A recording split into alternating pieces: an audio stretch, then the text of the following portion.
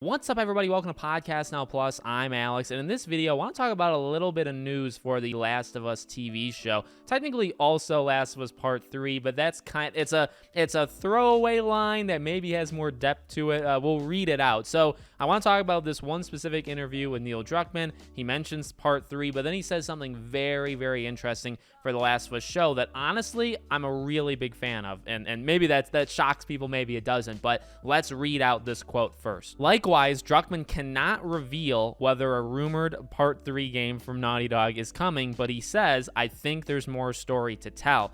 Either way, Druckmann isn't worried about falling into the same trap faced by Game of Thrones when the HBO drama famously surpassed author George R.R. Martin's source material. We have no plans to tell any stories beyond adapting the games, he says. We won't run into the same issue as Game of Thrones since Part 2 doesn't end on a cliffhanger. So really briefly, the Part 3 thing, we've gone over the rumor actually on my main channel. I do believe, that is the next thing Neil is working on, so he's just kind of playing coy. Like, it makes sense. He's supposed to do that. Specifically, though, with that last part, I am a big fan. Now, they're gonna run into an issue with Season 2, because I do believe, and the rumor is, it's going to be the second game, in terms of you're immediately going to do the divisive, nature of the fandom, okay? So already you have people kind of on the fence, or maybe not on the fence, whatever, about Season 1. When it comes to adapting the second game, of course, you're going to have some pretty fiery comments. No matter what side you stand on, it's fine. It's fine. But what I do love about the quote, let me honestly give them a lot of credit here. I like that. I mean, it's pretty self-evident what it was saying. They're not going to go past where the games were. In fact, I believe just a few days ago, weeks ago, I made a video talking about that, where it's like, what do you actually do? Do you go beyond the second game? And then if you do, you're going to run into an issue, because do you have to rush the third Last of Us game to then make the TV show? Or do you do other side stories, mini stories, while you wait for the third game? Like, what do you do?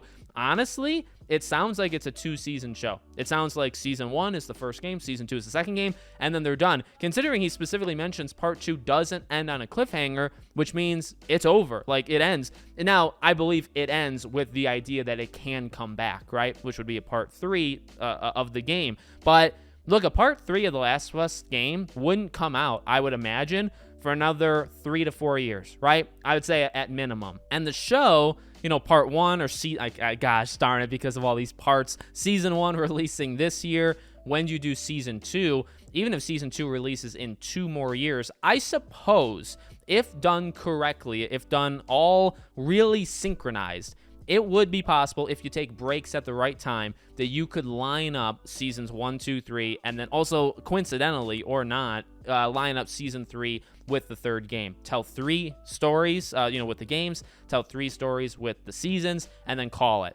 And I do think that's the best case scenario. Whether you love Last of Us 2 or not, or hate it, and whether 3 is any good, right? Doesn't really matter for the case of, if you just follow the games and then you stop at the games and you're calling it there, I think that's a really good sign. So I'm definitely going to give them credit for that, because honestly, that is what, and I think there's plenty evidence there that the whether it's the talent or just the knowledge for HBO for Game of Thrones, it wasn't there. Once you passed, George, you didn't have it in you to tell. And again, I'm very much anti the final season of Game of Thrones. I know there are some people that like it, people that think it's gotten better the longer, we've been removed from it. I mean, I disagree. I think it's just as bad now as it was, but doesn't matter.